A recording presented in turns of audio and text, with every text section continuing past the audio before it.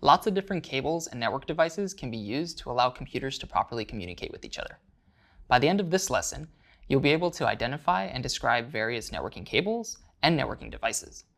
Computer networking is a huge part of the day-to-day role of many IT specialists, and knowing how to differentiate different network devices will be essential to your success.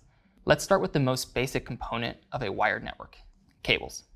Cables are what connect different devices to each other, allowing data to be transmitted over them. Most network cables used today can be split into two categories: copper and fiber. Copper cables are the most common form of networking cable. They're made up of multiple pairs of copper wires inside plastic insulator. You may already know that computers communicate in binary, which people represent with ones and zeros. The sending device communicates binary data across these copper wires by changing the voltage between two ranges. The system at the receiving end is able to interpret these voltage changes as binary ones and zeros, which can then be translated into different forms of data. The most common forms of copper twisted pair cables used in networking are CAT5, CAT5e, and CAT6 cables. These are all shorthand ways of saying Category 5 or Category 6 cables. These categories have different physical characteristics, like the number of twists in the pair of copper wires that result in different usable lengths and transfer rates. CAT5 is older and has been mostly replaced by CAT5e and CAT6 cables. From the outside, they all look about the same, and even internally, they're very similar to the naked eye.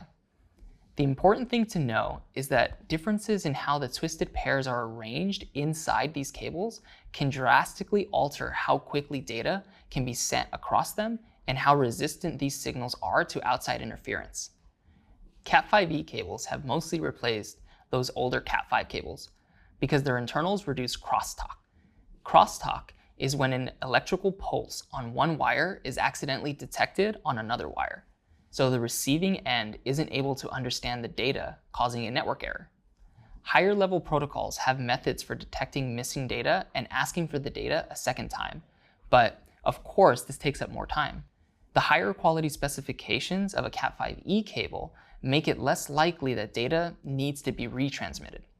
That means on average you can expect more data to be transferred in the same amount of time.